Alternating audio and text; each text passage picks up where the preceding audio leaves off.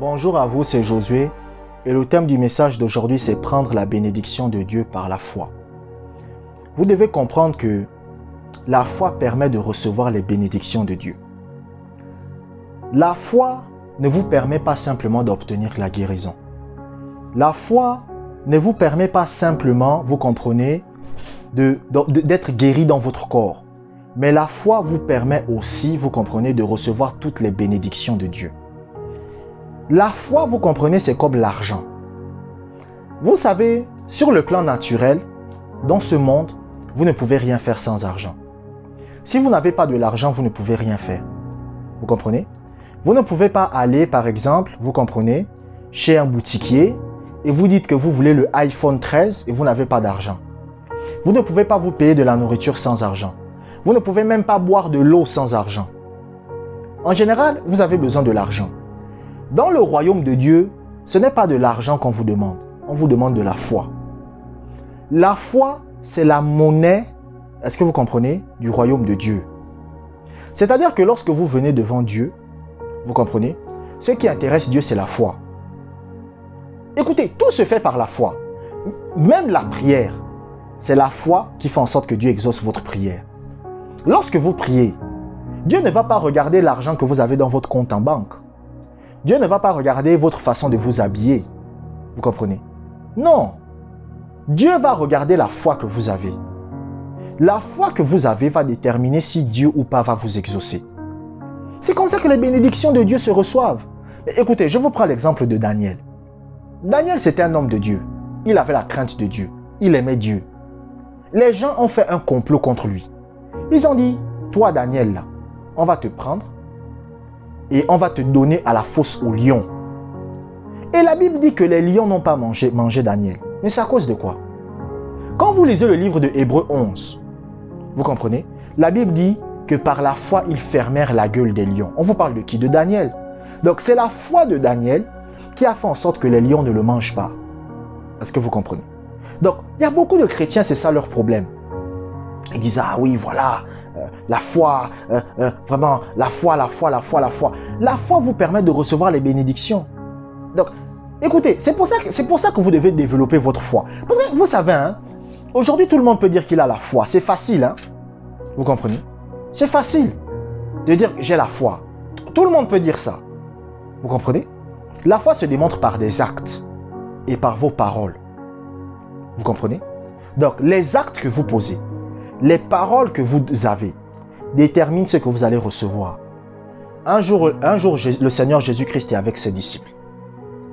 Le Seigneur Jésus-Christ dit à ses disciples, bon, nous allons aller à l'autre bord.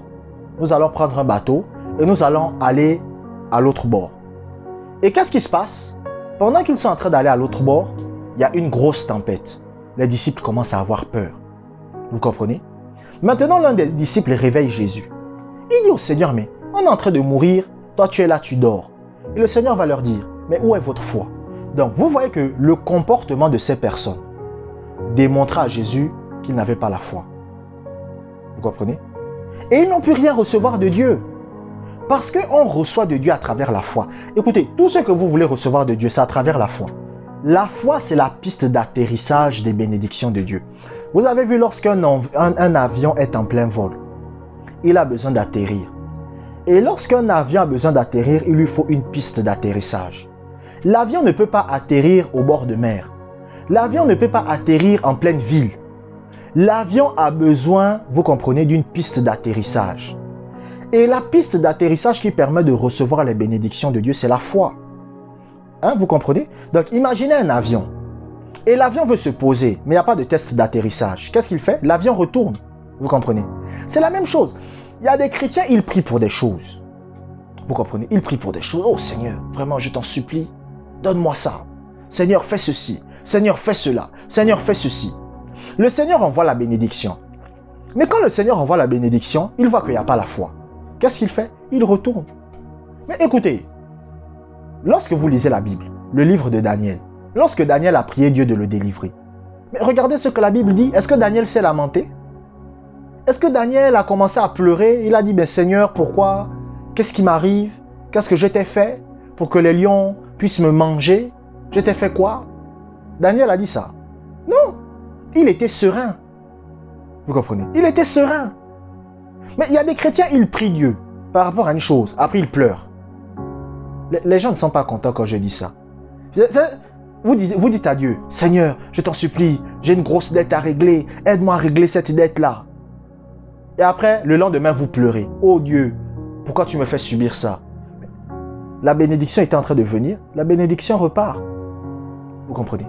Donc, tout ce que vous recevez de Dieu, c'est par la foi que vous le recevez. C'est la foi qui fait en sorte que les bénédictions se manifestent dans votre vie. Écoutez, même le salut, le fait d'aller au ciel, c'est la foi. Même pour aller au ciel, simplement aller au ciel, c'est la foi. Vous comprenez?